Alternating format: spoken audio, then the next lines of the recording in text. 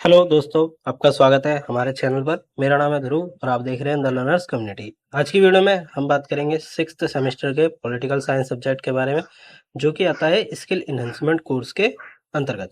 Book का नाम है संघर्ष और शांति निर्माण, मतलब कि conflict and peace building. Unit 3 आज की वीडियो में हम कवर करेंगे। यूनिट 3 का पार्ट ए। हर एक यूनिट में 3 पार्ट्स दिए गए हैं। अगर आप अपने सिलेबस को चेकआउट करते हैं तो 2 यूनिट हम ऑलरेडी कवर करा चुके हैं, जिनके नोट्स हमारे एप्लीकेशन द लर्नर्स कम्युनिटी पे अवेलेबल हैं और साथ के साथ वीडियोस हमारे चैनल पर अवेलेबल हैं। आज की वीडियो में हम यूनिट 3 को देखेंगे, जिसका नाम है संघर्ष का स्तर। पार्ट ए का नाम है स्थानीय स्तर पर संघर्ष, मतलब एक स्थानीय स्तर पर संघर्ष किस प्रकार का होता है, उससे रिलेटेड जुड़ी हुई सारी चीजें आज की वीडियो में हम बात करेंगे। तो चलिए वीडियो को शुरू करते हैं। और अगर अभी तक आपने हमारा चैनल सब्सक्राइब नहीं किया तो प्लीज चैनल को सब्सक्राइब करें और वीडियो पूरा देखें, काफी इंपॉर्टेंट वीडियो है आपके लिए।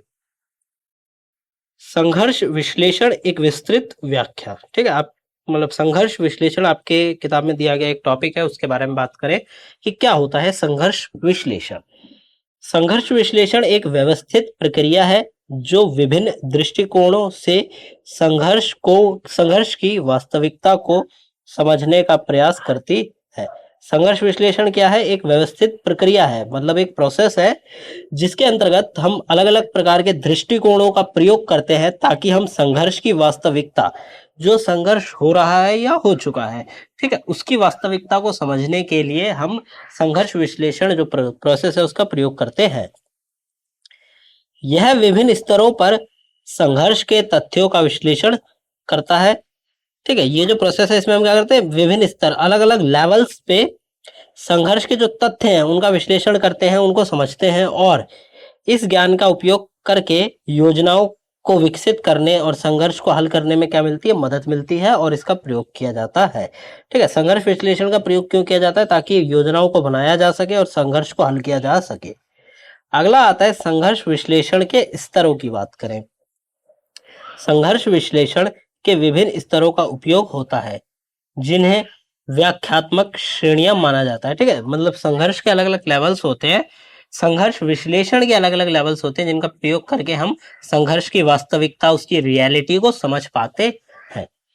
इन स्तरों का उपयोग घटनाओं की श्रृंखलाओं का वर्णन करने और उनका विश्लेषण करने के लिए किया जाता है। ठीक है, ये जो स्तर है या फिर हम कहें लेवल्स हैं, इन लेवल्स का प्रयोग किया जाता है ताकि घटनाओं, जो भी आप कह सकते हैं कि घटना घटी है, घटना की श्रृंखलाओं का वर्णन, कि भाई कौन सी घटना पहले घटी, उसके बाद कौन सी घटी, उसके बाद कौन सी घटी, ये जो श्रृंखला है, ठीक है, इन श्रृंखलाओं का वर्णन करने के लिए पहला पॉइंट, और दूसरा उनका विश्लेषण करने के लिए किया जाता है। ठीक है, पहले घटनाओं की श्रृंखला बनाने के लिए किया जाता है कि भाई पहले कौन सी घटना घटी, फिर दूसरी कौन सी घटी, तीसरी कौन सी घटी, और फिर इन तीनों घटनाओं को अच्छे से समझने के लिए प्रयोग किया जाता है। ठीक है, किसका? संघर्ष विश्लेषण के स्तरों का। आगे देखें, यह ज्ञान योजनाओं को विकसित करने और कार्य को व्यवस्थित करने की नींव के रूप में कार्य करता है। तो संघर्ष विश्लेषण के जो स्तर है वो क्या करते हैं, ज्ञान योजनाओं को विकसित करने के लिए, मतलब सिंपल सी बात है, योजनाओं बनाने के लिए, संघर्ष को निपटाने के लिए इन चीजों का प्रयोग किया जाता है। संघर्ष विश्लेषण के कुछ मुख्य स्तरों की बात करते हैं तो पहला आता है व्यक्तिगत स्तर। यह स्तर व्यक्तियों के बीच होने वाले संघर्ष पर केंद्रित होता है, जैसे कि दोस्तों के बीच झगड़ा या परिवार में विवाद। व्यक्तिगत मतलब आप कह सकते हैं इंडिविजुअली या फिर दो व्यक्तियों के बीच में होने वाला झगड़ा। ठीक है, फिर आता है समूह स्तर। यह स्तर समूह के बीच होने वाले संघर्ष पर केंद्रित होता है, जैसे जातीय समूह के बीच संघर्ष और धार्मिक समूह के बीच मतभेद। समूह स्तर पे क्या होता है, दो बड़े बड़े ग्रुप्स कह सकते हैं या फिर दो छोटे ग्रुप्स के बीच में होने वाला संघर्ष। ये हो सकता है जातीय स्तर पर भी और साथ के साथ हो सकता है धर्म के बीच में मतभेद होने पर भी। फिर आता है संगठनात्मक स्तर। यह स्तर संगठनों के बीच होने वाले संघर्ष पर केंद्रित होता है, जैसे कि दो कंपनियों के बीच प्रतिस्पर्धा या विभिन्न विभागों के बीच मतभेद। ठीक है, संगठनात्मक में क्या होता है, दो बड़े बड़े संगठनों के बीच में होने वाला संघर्ष आता है। फिर आता है राष्ट्रीय स्तर। नेशनल लेवल की बात करें तो यह स्तर राष्ट्रों के बीच होने वाले संघर्ष पर केंद्रित होता है, जैसे कि सीमा विवाद, राजनीतिक मतभेद। दो राष्ट्रों के बीच में होने वाले संघर्ष को हम राष्ट्रीय विवाद भी कहते हैं। ठीक है, यह राष्ट्रीय स्तर पे भी, राष्ट्रीय स्तर के अंतर्गत ही आते हैं वो सारे मुद्दे, जैसे कि दो देशों के बीच में होने वाला झगड़ा या फिर उनकी सीमा के पास होने वाला कोई भी संघर्ष। फिर आता है अंतरराष्ट्रीय, अंतरराष्ट्रीय स्तर आता है। यह स्तर दो या दो से अधिक देशों के बीच होने वाले संघर्ष पर केंद्रित होता है, जैसे युद्ध या व्यापक विवाद। ठीक है, अंतरराष्ट्रीय स्तर या इंटरनेशनल लेवल की हम बात करें तो वहां पे दो या दो से अधिक देशों के बीच में होने वाला झगड़ा, युद्ध, विवाद अंतरराष्ट्रीय स्तर के अंतर्गत आता है, जो कि क्या कह सकते हैं, अंतरराष्ट्रीय स्तर पर होगा, जैसे कि युद्ध हो गया या फिर व्यापार विवाद हो गया। ठीक है, सेकेंड वर्ल्ड वॉर या फर्स्ट वर्ल्ड वॉर का अगर हम उदाहरण ले तो वो अंतरराष्ट्रीय स्तर पर होने वाला एक संघर्ष था। 4 स्तरों में एकत्रीकरण के स्तर पर काम करने वाले कार्यों के बीच में प्रतिस्पर्धा। प्रतिस्पर्धा के बारे में बात करें कुछ पॉइंट्स, तो प्रत्येक स्तर पर संघर्ष मुख्य रूप से उसी स्तर पर काम करने वाले कार्यों के बीच प्रतिस्पर्धा से प्रेरित होता है। ठीक है, किसी भी लेवल पे होने वाला संघर्ष उस लेवल पे किए जाने वाले कामों के बीच में होने वाले कंपटीशन से होता है। अब उदाहरण के तौर पे ले, इस वाले पॉइंट को समझने के लिए हम लेते हैं शीत युद्ध का उदाहरण। जैसा कि आपको पता ही होगा, शीत युद्ध के दौरान यूएसएसआर और यूएसए, ठीक है, अमेरिका और सोवियत संघ के बीच में युद्ध चल रहा था, शीत युद्ध। ठीक है, तो उस युद्ध के दौरान दोनों के बीच में क्या चल रही थी, हथियारों की होड़। अब देखिए, एक तो ये जो युद्ध था ये अंतरराष्ट्रीय स्तर पे था, क्योंकि दो देश हो गए, या हम कहें कि शीत युद्ध का जो दौर था वो उनसे ज्यादा बड़ा था। ठीक है, तो एक तो ये हो गया अंतरराष्ट्रीय स्तर पे। दूसरा, यहाँ पे क्या था, उसी स्तर पर काम करने वाले कार्यों के बीच, कार्यों से तात्पर्य है यहाँ पे अगर हम शीत युद्ध में ले हथियारों की होड़ का उदाहरण, तो दोनों देश ही हथियार बना रहे थे, परंतु प्रतिस्पर्धा किस प्रकार, किस चीज की थी उनके बीच में, या हम कहें कंपटीशन किस चीज का था, कि सबसे बढ़िया, सबसे घातक और सबसे बड़े हथियार कौन बनाएगा। ठीक है, इस चीज की उनके बीच में क्या थी, संघर्ष था। तो यही चीज है कि प्रत्येक स्तर पर किसी भी हम लेवल की बात करें, उस लेवल पे काम करने वाले लोग और उस लेवल पे किया जाने वाले काम के बीच में ही प्रतिस्पर्धा से प्रेरित होकर संघर्ष होता है। इसका मतलब है कि प्रत्येक स्तर पर विभिन्न अभिकर्ता जो कि संघर्ष करते हैं, हम बात करें उनकी, संसाधनों और शक्तियों के लिए प्रतिस्पर्धा करते हैं, जो अक्सर संघर्ष का कारण बनता है। ठीक है, किसी भी लेवल की हम बात करें, उस लेवल पे जिन भी लोगों के बीच में संघर्ष हो रहा है वो कहीं ना कहीं क्या कहें, संघर्ष और शक्ति, संघर्ष संसाधन के लिए, ठीक है, और शक्ति प्राप्त करने के लिए क्या करते हैं, प्रतिस्पर्धा करते हैं, कंपटीशन करते हैं, और इसी से संघर्ष होता है, संघर्ष का कारण बनता है। दूसरा आता है संघर्ष की तीव्रता, संघर्ष की अवधि और संघर्ष में शामिल संस्थानों की क्षमताओं से प्रभावित होता है। ठीक है, संघर्ष की जो तीव्रता है, मतलब संघर्ष कितनी तेजी से हो रहा है, कितनी तेजी से आगे बढ़ रहा है, वो क्या होता है, संघर्ष की अवधि और संघर्ष में शामिल संस्थानों की क्षमताओं से प्रभावित होता है। अब देखिए, संघर्ष कितनी तेजी से बढ़ेगा, कितना ज्यादा घातक होगा, ये किन चीजों पर निर्भर करता है कि कितने समय तक संघर्ष चलेगा। और दूसरा, संघर्ष में कौन कौन से आप कह सकते हैं संस्थान, इंस्टीट्यूशंस, लोग या फिर ग्रुप्स शामिल हैं, और उनकी क्षमता क्या है। लंबे समय तक चलने वाले या लंबे समय तक चलने वाले और जटिल संघर्ष में अक्सर अधिक तीव्रता होती है, क्योंकि वे संसाधन और लोगों की अधिक बोझ डालते हैं। ठीक है, ऐसे संघर्ष जो कि बहुत लंबे समय तक चलते हैं, ठीक है, वो काफी ज्यादा एक प्रकार से घातक भी होते हैं, और दूसरा, ये संघर्ष जो लंबे समय तक चलते हैं ये लोगों पर बोझ भी डालते हैं। फिर आता है अन्य स्तर पर काम करने वाले लड़ाकू मतलब जो संघर्ष करते हैं या फिर जो लड़ते हैं, लड़ाकों से संघर्ष संबंधित संसाधनों की तत्काल उपलब्धता संघर्ष की तीव्रता को प्रभावित कर सकती है। संघर्ष की तीव्रता को क्या प्रभावित करती है, इस चीज की बात करें तो अन्य स्तर, किसी भी स्तर पे संघर्ष हो रहा है, उस स्तर को छोड़ के जो और स्तर बाकी हैं, जो और लेवल्स हैं, लेवल पे काम करने वाले जो लड़ाके होते हैं ना, या वह व्यक्ति जो संघर्ष करते हैं, लड़ाकों से संघर्ष संबंधित संसाधनों की तत्काल उपलब्धता, संघर्ष में जो संसाधन उपलब्ध है उनकी तत्काल मतलब इमरजेंसी में उपलब्धता ही संघर्ष की तीव्रता को क्या करती है, प्रभावित करती है। अब देखें, यदि किसी स्तर पर संघर्ष संबंधित संसाधन आसानी से उपलब्ध है तो संघर्ष को अधिक तीव्र बन सकता है। अब देखिए संघर्ष कब होता है, ठीक है, संघर्ष जब होती है जब प्रतिस्पर्धा होती है, ठीक है। अब उदाहरण ले ग्रुप्स का, तो अगर संघर्ष को हिंसात्मक बनाना है या फिर संघर्ष को बढ़ाना है तो हमें चाहिए संसाधन, ठीक है। और अगर संसाधन उपलब्ध है तो आप इजीली संघर्ष को बढ़ा सकते हैं, लोगों तक फैला सकते हैं, कई लोगों को उस संघर्ष में शामिल कर सकते हैं अगर आपके पास संसाधन उपलब्ध है तो, ठीक है। तो संसाधनों की जो उपलब्धता है वही संघर्ष की तीव्रता मतलब उसकी गति या फिर उसकी स्पीड को तय करते हैं, प्रभावित करते हैं। आगे देखें, संघर्ष की स्थितियां अपने आपने संघर्ष की स्थितियां अपने स्वयं की गतिशील तर्क के अनुसार संचालित होती हैं। संघर्ष की जो स्थिति है, ठीक है, जो संघर्ष की जो सिचुएशन है वो अपने स्वयं की गतिशील तर्क, भाई जो उसका खुद का तर्क होगा, गतिशील तर्क, उसके अनुसार संचालित होती है, मतलब उसके अनुसार चलती है। लेकिन वे अभिनेताओं को नए प्रोत्साहन प्रदान करती है जो उन परिस्थितियों के मापदंड को बदलने के लिए कार्य करते हैं।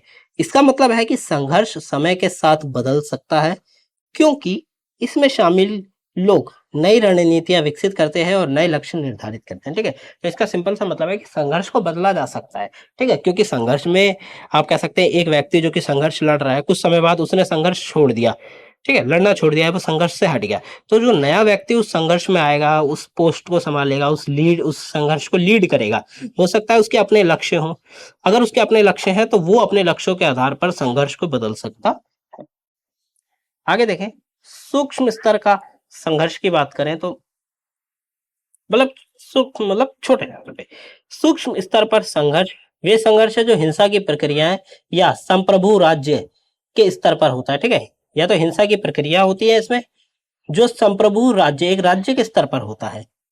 इसमें चुनाव की स्थापना, संपत्ति अधिकारों का पुनर्गठन, न्याय, सुरक्षा, सुधार, विमुद्रीकरण और पुनर्निर्माण कार्यक्रम, शांति समझौते, वार्ता और परिणाम शामिल है, ठीक है। सूक्ष्म स्तर पर जो स्तर पर संघर्ष होता है वो कौन सा होता है, एक राज्य स्तर पर। राज्य स्तर पर अगर हम सिर्फ भारत का एक उदाहरण लें तो चुनाव जब होते हैं तब पार्टीज के बीच में संघर्ष देखने को मिलता है, ठीक है। जब आप कहें कि किसी चीज का न्याय हो तो वहां पे आप कह सकते हैं न्याय या सुरक्षा सुधार होते हैं तो संघर्ष देखने को मिल जाता है। या फिर विमुद्रीकरण, जो मुद्रा है उसको बदल के कुछ और कर देना, तब होता है, तब जब ये प्रोसेस होगा विमुद्रीकरण तब संघर्ष देखने को मिलेगा, ठीक है।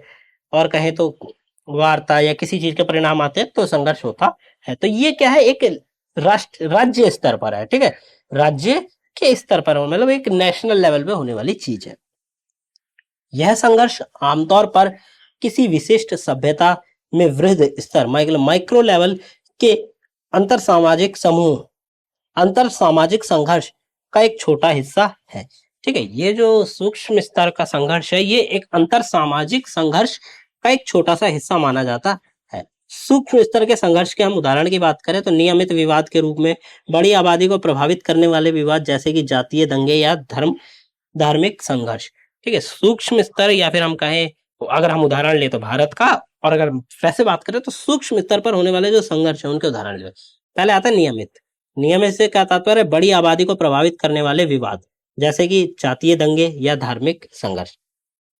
दूसरा आता है श्रमिक अशांति, हड़ताल, प्रदर्शन का, कामगारों या नियोक्ताओं के बीच टकराव, ठीक है। श्रमिक अशांति तब होती है जब भाई श्रमिकों के द्वारा की गई मांग को पूरा नहीं किया जाता तो वो लोग क्या करते हैं, हड़ताल कर देंगे, प्रदर्शन करने लगेंगे। कामगार हो गए या फिर नियोक्ताओं, ऐसे व्यक्ति जो लोगों को हायर करते हैं या नियोक्ता करते हैं, उनके बीच में टकराव देखने को मिलता है। फिर आता है भाषाई संघर्ष, विभिन्न भाषा बोलने वाले समूहों के बीच विवाद जो राजनीतिक शक्ति या संसाधनों के वितरण को लेकर हो सकते हैं।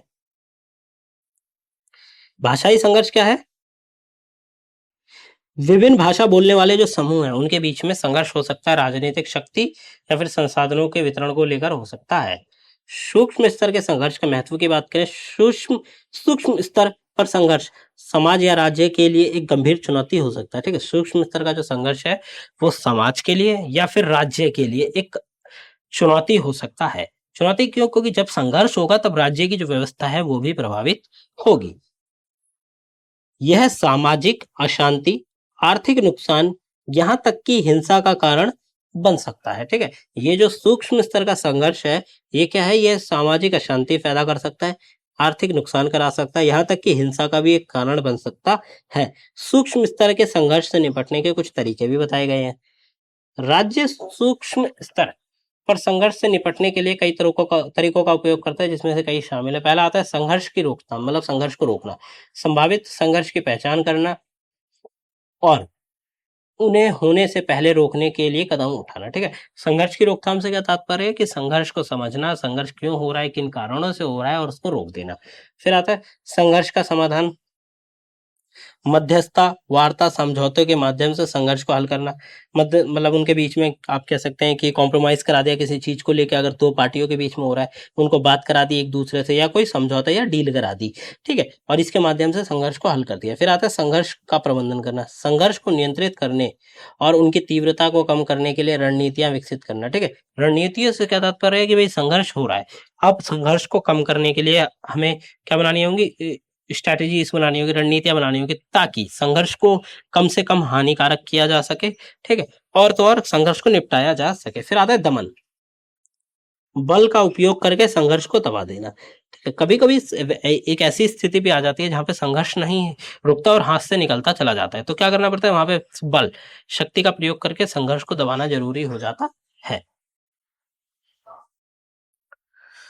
बात करें राज्य द्वारा हिंसा का उपयोग, कुछ मामलों में राज्य सूक्ष्म स्तर पर संघर्ष को दबाने के लिए हिंसा का उपयोग कर सकते हैं। यह दृष्टिकोण अक्सर विवादास्पद होता है, मानवाधिकारों का उल्लंघन का कारण भी बन सकता है। अब कभी कभार सिचुएशन ऐसी हो जाती है राज्य के पास कि उसे कहीं ना कहीं बल का प्रयोग करके और हिंसा का प्रयोग करके उस संघर्ष को दबाना होता है। ठीक है, और ये जब दबाया जाता है, राज्य के द्वारा हिंसा से संघर्ष को दबाया जाता है, तो ये मानव अधिकारों का उल्लंघन भी होता है। मानवाधिकार कार्यकर्ताओं का दृष्टिकोण क्या है?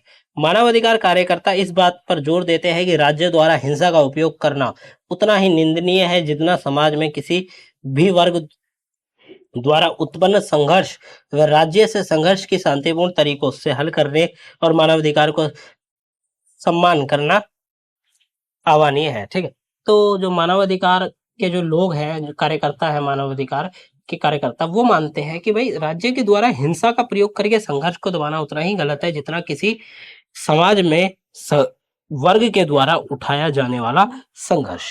ठीक है, आगे बात करें सूक्ष्म स्तर के श्रेणी और स्थानीय संघर्ष के कारण।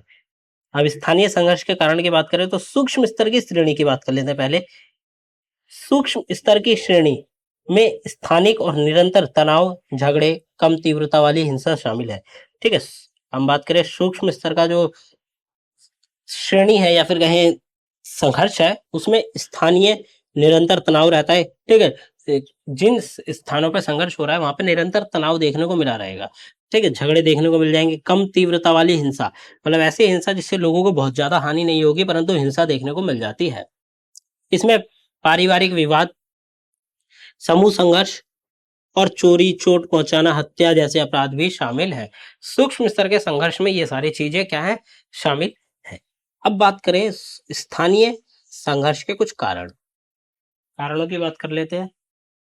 स्थानीय संघर्ष कई कारकों के कारण हो सकते हैं। ठीक है, स्थानीय संघर्ष के जो है कई सारे कारण हो सकते हैं। वो कारण कौन कौन से पहले देख लेते हैं। पहले आता है अंतर सामाजिक संघर्ष। ये तब होता है जब समाज के दो या दो से अधिक समूह संसाधन, शक्ति या स्थिति के लिए प्रतिस्पर्धा करते हैं। समाज के दो या दो से अधिक समूह संसाधनों के लिए, शक्ति के लिए या फिर स्थिति के लिए क्या करते हैं, कंपटीशन करते हैं, प्रतिस्पर्धा करते हैं, तब अंतर सामाजिक संघर्ष होता है। यह पारिवारिक विवादों, जातीय संघर्ष और धार्मिक संघर्षों का रूप ले सकता है। ठीक है, ये संघर्ष क्या होता है, बाद में आते आते पारिवारिक विवाद भी हो सकता है। ठीक है, और फिर ये जातीय संघर्ष भी बन सकता है और साथ के साथ धार्मिक संघर्ष का भी रूप ले सकता है। आर्थिक असमानता, स्थानीय संघर्ष का एक और कारण है, वो है आर्थिक असमानता। जब समाज में कुछ लोगों के पास अधिकांश संसाधन और शक्ति होती है तो इससे दूसरों में नाराजगी और संघर्ष पैदा होता है। ठीक है, जब समाज में क्या होता है, किसी एक आप कह सकते हैं वर्ग के पास बहुत सारा धन होता है, संसाधन होता है और किसी अन्य वर्ग के पास नहीं होता, तो जो वर्ग जिसके पास संसाधनों की कमी है, उपलब्धता नहीं है, वह संघर्ष करता है इस चीज के लिए। फिर आता है राजनीतिक दमन। जब लोगों को अपनी राय व्यक्त करने या अपनी सरकार में भाग लेने की अनुमति नहीं दी जाती तो इससे क्रांति या गृह युद्ध हो सकता है। ठीक है, राजनीतिक दमन से क्या तात्पर्य है कि भाई राजनीतिक जो पार्टीज हैं, ठीक है, पॉलिटिकल पार्टीज है, उन्होंने किसी व्यक्ति या फिर किसी समूह का दमन कर दिया। तो इससे क्या होता है कि जब लोगों को अपनी राय व्यक्त करने या अपनी सरकार में भाग लेने की अनुमति नहीं दी जाती, जब लोगों को रोका जाता है कि वो अपनी सरकार में नहीं जुड़ सकते या फिर अपनी राय प्रस्तुत नहीं कर सकते, तो वहां पे ये लोग संघर्ष करते हैं और यही संघर्ष कुछ समय बाद जाके गृह युद्ध भी बन सकता है।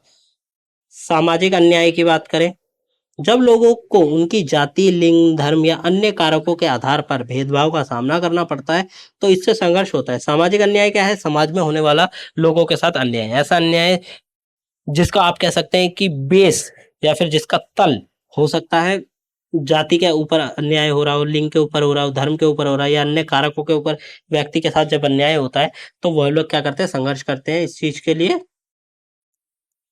फिर आता है पर्यावरणीय संसाधनों पर प्रतिस्पर्धा। जैसे जैसे जल, भूमि और अन्य प्राकृतिक संसाधन दुर्लभ होते जा रहे हैं, इन संसाधनों पर नियंत्रण के लिए संघर्ष बढ़ता जा रहा है। ठीक है, अब पर्यावरण संसाधन पर प्रतिस्पर्धा से तात्पर्य है कि हो सकता है किसी क्षेत्र के समूह किसी पर्टिकुलर पर्यावरण के क्षेत्र के लिए क्या कर रहे हो? संघर्ष कर रहे हो। तो जैसे जैसे वो क्षेत्र खत्म होता जाएगा वैसे वैसे वह संघर्ष बढ़ता जाएगा उस क्षेत्र की शक्ति को प्राप्त करने के लिए। अगला टॉपिक है राज्य की भूमिका। राज्य का काम शांति स्थापित करना, संघर्ष को हल करना, यह कानून लागू करके, न्यायिक प्रणाली प्रदान करके सामाजिक और आर्थिक विकास को बढ़ावा देकर करता है। ठीक है, देना होता है। राज्य की भूमिका क्या है कि भाई वो शांति निर्माण करे, अपने क्षेत्र में लोगों के लिए सुविधाओं की बढ़ोतरी करे। ठीक है, ऐसे कानून बनाए जिनसे कि सही प्रकार से न्याय हो सके और न्याय प्रणाली अच्छे प्रकार से चल सके और आर्थिक विकास भी हो। ये क्या है? राज्य के काम में। जब राज्य संघर्ष को हल करने में असमर्थ होता है,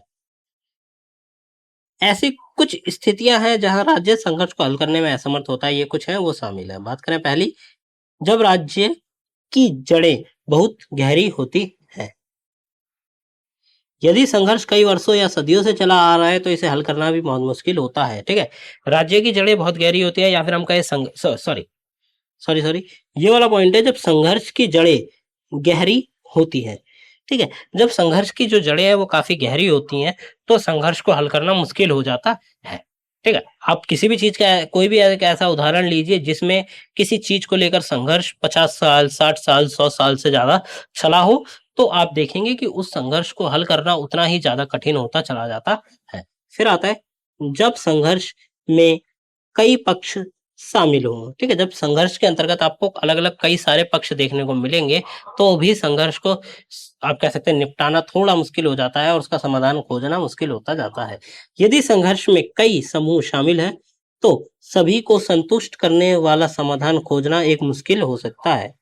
जब राज्य कमजोर हो, यदि राज्य कमजोर या अस्थिर होता है तो संघर्ष को प्रभावी ढंग से हल करने में सक्षम नहीं हो पाता। ठीक है, जब राज्य ही कमजोर होगा तो आपको पता चलेगा कि राज्य सही प्रकार से राज्य में या फिर अपने समाज में शांति स्थापित करने में असमर्थ है और वो संघर्ष को समाप्त नहीं कर पा रहा। इन स्थितियों में संघर्ष हिंसा, विद्रोह, गृह युद्ध में बदल सकता है। ठीक है, अब जब ये ऐसी स्थितियां होती है तो संघर्ष क्या होता है? बदल जाता है। संघर्ष बदल जाता है हिंसा में, विद्रोह में, और विद्रोह से वही विद्रोह एक समय आने पे गृह युद्ध भी बन जाता है। संघर्ष महत्वपूर्ण क्यों है, इस चीज को बात करें। संघर्ष कई कारणों से महत्वपूर्ण है। पहला कारण है सामाजिक परिवर्तन को बढ़ावा देना। समाज में परिवर्तन लाने के लिए संघर्ष एक जरूरी चीज है। संघर्ष सामाजिक अन्याय, असमानता के खिलाफ आवाज उठाने और सकारात्मक बदलाव लाने का एक साधन है। ठीक है, संघर्ष के द्वारा ही समाज में बदलाव लाया जा सकता है, सकारात्मक बदलाव लाया जा सकता है। यह हाशिए पर रहे समूह को सशक्त बनाने और अपने अधिकारों के लिए लड़ने में मदद कर सकता है। ठीक है, ऐसे समूह जो कि हाशिए पर है, जिनका शोषण किया जा रहा है, जो खत्म होने वाले हैं, ऐसे समूह, उन समूहों को शक्ति प्रदान करता है, उन समूहों की हेल्प करता है ताकि वह संघर्ष करे। मतलब संघर्ष जो है वो उनके अधिकारों के लिए लड़ने में उनकी मदद करता है। उदाहरण के लिए नागरिक अधिकार आंदोलन, महिला अधिकार आंदोलन जैसे संघर्षों ने समाज में महत्वपूर्ण बदलाव लाए हैं। दूसरा आता है रचनात्मक और नवाचार को प्रोत्साहित करना। संघर्ष विभिन्न दृष्टिकोण और विचारों को सामने ला सकता है। ठीक है, संघर्ष क्या है, अलग अलग दृष्टिकोण और जो अलग अलग विचार हैं उनको सामने ला सकता है, जो रचनात्मक और नवाचार से प्रेरित करते हैं। ठीक है, ऐसे संघर्ष क्या करता है, ऐसे विचारों को सामने लाता है जो कि रचनात्मक होते हैं, क्रिएटिविटी हो सकते हैं, और साथ के साथ नवाचार, वो जो विचार है वो नए होंगे। ठीक है, जिससे क्या होगा, संघर्ष को एक नई राह मिलेगी। जब लोग अपने विचारों और विश्वासों के लिए लड़ते हैं तो वह अक्सर नए और बेहतर समाधानों के साथ आते हैं। ठीक है, जब वह लोग जो कि अपने विचारों के लिए या विश्वास के लिए लड़ते हैं, तो एक समय आता है जब वो एक नए विचार या फिर बेहतर संसाधनों के साथ आते हैं। वैज्ञानिक बहस और कलात्मक प्रतिस्पर्धा से संघर्ष के कुछ रूप रचनात्मक प्रगति के लिए महत्वपूर्ण है। ठीक है, वैज्ञानिक बहस और कलात्मक प्रतिस्पर्धा जिसमें कला का प्रयोग करके हम क्या करते हैं, प्रतिस्पर्धा करते हैं। जैसे संघर्ष के कुछ रूप रचनात्मक प्रगति के लिए महत्वपूर्ण है। ठीक है, रचनात्मक मतलब आप कह सकते हैं क्रिएटिविटी की प्रगति के लिए महत्वपूर्ण है ऐसी चीजें। तीसरा आता है मजबूत संबंधों का निर्माण करना। संघर्ष लोगों को एक साथ ला सकता है और साझा लक्ष्य के लिए काम करने के लिए प्रेरित कर सकता है। ठीक है, संघर्ष क्या है, लोगों को एक साथ लाता है और साथ के साथ उनको एक लक्ष्य प्रदान करता है ताकि वो उस लक्ष्य के लिए लड़े और आगे बढ़े। यह सामाजिक एकजुटता, सामूहिक पहचान की भावना पैदा करता है। उदाहरण के लिए स्वतंत्रता संग्राम, राष्ट्रीय आपदाएं अक्सर लोगों को एकजुट करती हैं और मजबूत राष्ट्रीय की भावना पैदा करती हैं। चौथा आता है सामाजिक न्याय और शांति को बढ़ावा देना। संघर्ष का उपयोग अन्यायपूर्ण व्यवस्थाओं को उजागर करने और उन्हें बदलने के लिए दबाव डालने के लिए प्रयोग किया जाता है। ठीक है, संघर्ष का प्रयोग कब किया जाता है, जब समाज में अन्यायपूर्ण चीजें हो रही हों और आपको अगर उस चीज को बदलना है तो आपको उसके लिए संघर्ष करना होगा। यह शांतिपूर्ण सह अस्तित्व और समझने और समझ को बढ़ावा देने के लिए एक साधन भी हो सकता है। ठीक है, तो संघर्ष जो है वो शांतिपूर्ण सहअस्तित्व को बढ़ावा देने का एक उपाय भी हो सकता है। उदाहरण के लिए बात करें, शांति वार्ताएं, मध्यस्थता संघर्ष को हल करने और स्थायी शांति लाने के लिए एक महत्वपूर्ण उपकरण के रूप में काम करती है। यह ध्यान रखना महत्वपूर्ण है कि संघर्ष हमेशा सकारात्मक नहीं होता। ठीक है, संघर्ष हमेशा पॉजिटिव नहीं होता। ठीक है, हो सकता है संघर्ष नेगेटिव हो, कुछ लोग गलत मांग के लिए संघर्ष कर रहे हैं, और हो सकता है जो संघर्ष शुरुआत में ठीक था बाद में उसने हिंसा का रूप लिया तो वो नेगेटिव संघर्ष बनता चला गया। हिंसक संघर्ष विनाशकारी हो सकते हैं, जो जान माल का भारी नुकसान कर सकते हैं। इसीलिए यह महत्वपूर्ण है कि संघर्ष को शांतिपूर्ण तरीके से हल किया जा सके। ठीक है, कोई भी संघर्ष है उसको आपको शांतिपूर्ण ढंग से हल करना है, ना कि आपको बल पावर का प्रयोग करके उसे हल करना है। और तो और संघर्ष को हल करने के लिए अगर आपको सामने वाली पार्टी की मांगी गई मांगे उचित लगती हैं तो आप उन्हें पूरा कीजिए, अदरवाइज आप संघर्ष को बातचीत करके भी निपटा सकते हैं। ठीक है, मध्यस्थता, वार्ता, समझौते जैसे तरीके जिनका उपयोग संघर्ष को हल करने और सभी पक्षों के लिए स्वीकार्य समाधान खोजने के लिए किया जाता है।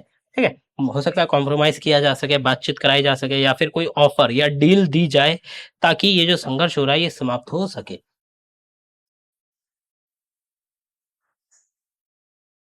नागरिक की सुरक्षा और शांति स्थापना।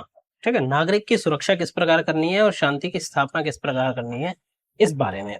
और स्थानीय संघर्ष के लिए चुनौतियां क्या है, इन चीजों को देखें। नागरिक की सुरक्षा शांति स्थापना का एक महत्वपूर्ण लक्ष्य है। ठीक है, शांति स्थापना का एक महत्वपूर्ण लक्ष्य क्या है कि वह उस समाज के जो नागरिक है वो सुरक्षित रहे।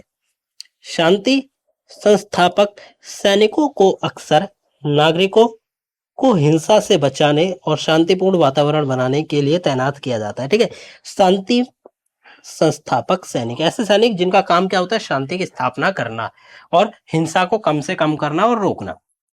सैनिकों को अक्सर नागरिकों को हिंसा से बचाने के लिए, शांतिपूर्ण वातावरण बनाने के लिए क्या किया जाता है, तैनात किया जाता है।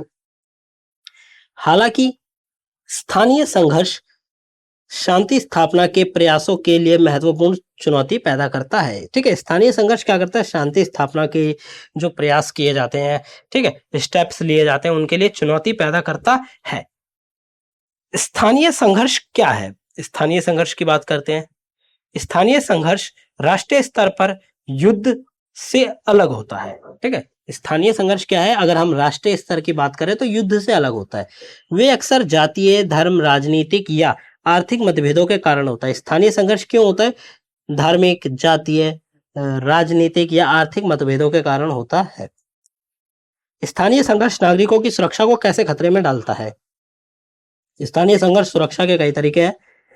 हिंसा, स्थानीय संघर्ष में अक्सर हिंसा शामिल होती है, जिसमें हत्या, बलात्कार, अपहरण और संपत्ति का विनाश शामिल है। हिंसा के कारण भी नागरिकों की सुरक्षा खतरे में आ सकती है। ठीक है, जिसमें हिंसा में हत्या भी हो सकती है, बलात्कार भी देखने को मिलेगा आपको, अपहरण भी हो सकता है और संपत्ति का विनाश भी देखने को मिलेगा। फिर विस्थापन, स्थानीय संघर्ष लोगों को उनके घरों से भागने के लिए मजबूर कर सकता है, जिससे वे आश्रय, भोजन, चिकित्सा, देखभाल जैसी बुनियादी जरूरतों से वंचित हो जाते हैं। ठीक है, विस्थापन, स्थानीय संघर्ष के कारण लोग विस्थापित भी हो जाते हैं, मतलब वो अपने जगह छोड़ के किसी अन्य स्तर पर या अन्य जगह पे चले जाते हैं, जिससे कि उनको कई सारी चीजों का सामना करना पड़ता है, जैसे आश्रय, रहने के लिए जगह, भोजन नहीं मिलना, चिकित्सा, डॉक्टरी, ठीक है, देखभाल जैसी चीजों का सामना करना पड़ता है, क्योंकि ये बुनियादी चीजें हैं और जो कि उन्हें नहीं मिल पाती। फिर आता है भेदभाव। स्थानीय संघर्ष में अक्सर एक समूह के खिलाफ दूसरे समूह द्वारा भेदभाव शामिल होता है, जिससे उत्पीड़न, हिंसा, नरसंहार भी हो सकता है। ठीक है, स्थानीय संघर्ष में क्या होता है, एक समूह के द्वारा दूसरे समूह का क्या होता है, दूसरे समूह को भेदभाव किया जाता है, और तो और उसमें उत्पीड़न भी शामिल है, हिंसा भी शामिल है और नरसंहार मतलब बड़े स्तर पर जान लेना भी शामिल है। शांति स्थापना मिशन स्थानीय संघर्ष का सामना कैसे करता है? शांति स्थापना मिशन स्थानीय संघर्ष का सामना करने के कई तरीके हैं। सुरक्षा प्रदान करना, शांति स्थापक वह लोग जो कि क्या करते हैं, शांति स्थापना करते हैं। तो जो सैनिक है, नागरिकों को हिंसा से बचाने के लिए गश्त लगा सकते हैं, चौकियां स्थापित कर सकते हैं, सशस्त्र समूहों को निशस्त्र कर सकते हैं। ठीक है, तो सुरक्षा प्रदान करने के लिए जो सैनिक होते हैं, जिनका काम होता है शांति की स्थापना करना, वो क्या करेंगे, चौकियां लगा लेंगे ताकि लोगों को रोका जा सके, चेकिंग की जा सके अगर संघर्ष हो रहा है, हिंसा हो रही है तो। ठीक है, सशस्त्र समूह, ऐसे समूह जिनके पास सशस्त्र है, हथियार है, उन समूहों को निशस्त्र मतलब उनसे हथियार छीन लिए जाएंगे, उनके हथियार जब्त कर लिए जाएंगे। राजनीतिक प्रक्रिया का प्रदर्शन करना, शांति संस्थापक चुनावों का आयोजन, राजनीतिक दलों के बीच बातचीत की सुविधा और नागरिक समाज को मजबूत करने में भी मदद करते हैं। ठीक है, ऐसे व्यक्ति जिसका काम क्या होता है, शांति स्थापना करना, तो वह लोग जो शांति स्थापना मिशन चलाते हैं उन्हें हम शांति संस्थापक कहते हैं। तो वो लोग क्या करते हैं, राजनीतिक स्तर पर देखें तो वो क्या करेंगे, चुनाव का आयोजन करा देंगे, राजनीतिक दलों के बीच में बातचीत करा देंगे और नागरिक समाज को मजबूत करने के लिए क्या करेंगे, मदद करेंगे। मानवीय सहायता प्रदान करना, शांति स्थापक भोजन, पानी, आश्रय और चिकित्सा देखभाल जैसी बुनियादी जरूरत प्रदान करते हैं और मदद करते हैं। ठीक है, मतलब शांति स्थापना मिशन में शामिल लोग मानवीय सहायता भी प्रदान करते हैं, जिसमें वो लोग लोगों को भोजन, पानी, आश्रय, रुकने की जगह, डॉक्टरी की जैसी जो चीजें हैं ये उपलब्ध कराते हैं। मध्य अफ्रीका गणराज्य का उदाहरण लेते हैं। मध्य अफ्रीका गणराज्य स्थानीय संघर्ष के कारण नागरिकों की सुरक्षा के लिए खतरे का एक प्रमुख उदाहरण है। देश में कई वर्षों से गृह युद्ध चल रहा था और हिंसा अभी भी व्यापक है। ठीक है, तो मध्य अफ्रीका जो गणराज्य है आप कहें तो उसमें लंबे समय से पहले तो गृह युद्ध चल रहा था। गृह युद्ध खत्म हुआ जैसे जैसे वहां पे हिंसा वर्तमान में भी आपको देखने को मिल जाएगी। शांति स्थापना मिशन के लिए चुनौतियां क्या क्या है? शांति स्थापना मिशन स्थानीय संघर्ष का सामना करते समय चुनौतियों का सामना करता है। वो कौन कौन सी है? पहली बात करें, संसाधनों की कमी। जब शांति स्थापना मिशन चल रहा होता है तो स्थानीय संघर्ष के कारण वहां पे संसाधनों की कमी की जो चुनौती है वो देखने को मिलती है। शांति स्थापना मिशन अक्सर कम संसाधन वाले होते हैं और उनके पास सभी नागरिकों की सुरक्षा के लिए पर्याप्त सैनिक या पुलिस नहीं होती। ठीक है, शांति स्थापना मिशन में जो लोग होते हैं ना, उनकी संख्या कम होती है। ठीक है, तो वो बहुत बड़े स्तर पर एक तो मिशन नहीं चला सकते, दूसरा बड़े स्तर पर लोगों की जान को नहीं बचा सकते, क्योंकि लोगों की कमी होती है, पुलिस सैनिक की कमी होती है। जटिल राजनीतिक परिदृश्य, स्थानीय संघर्ष अक्सर बहुत जटिल होता है, जिसमें कई गुट प्रतिस्पर्धा हित शामिल होते हैं। ठीक है, स्थानीय संघर्ष क्या होता है, एक तो जटिल होता है, उसकी जो प्रोसेस है वो काफी कॉम्प्लेक्स होती है, और स्थानीय समूह में क्या होता है कि कई सारे गुट हो सकते हैं जो कि संघर्ष कर रहे हों। शांति स्थापकों को इन सभी समूहों के बीच संतुलन बनाने और शांति समझौते पर बातचीत करने में सक्षम होना चाहिए। ठीक है, जटिल राजनीतिक परिदृश्य से क्या तात्पर्य है कि जहां पे भी स्थानीय संघर्ष चल रहा है ना, शांति संस्थापक मिशन या शांति स्थापना मिशन वाले लोगों को क्या करना होगा, वहां पे जितने भी गुट है उनके बीच में बातचीत करानी होगी, और ये एक क्या कह सकते हैं, कठिन काम है। पक्षपात का क्या आरोप, शांति संस्थापकों पर कभी कभी किसी विशेष पक्ष का समर्थन करने का आरोप लगाया जाता है, जिससे वे निष्पक्षता और वैधता पर सवाल उठ सकते हैं। ठीक है, कभी कभी ऐसा होता है जो लोग शांति स्थापना करने आए होते हैं, उनके ऊपर क्या लगता है, उनके ऊपर एक आरोप लगता है कि आप लोग किसी एक पक्ष का क्या कर रहे हैं, एक पक्ष के साथ भेदभाव कर रहे हैं और एक पक्ष को काफी ज्यादा सहायता प्रदान कर रहे हैं, अपना रहे हैं। ठीक है, इस प्रकार के उनके पास क्या लगते हैं, आरोप लगते हैं, तो जिससे उनके ऊपर निष्पक्षता और वैधता होने का सवाल भी उठ सकता है।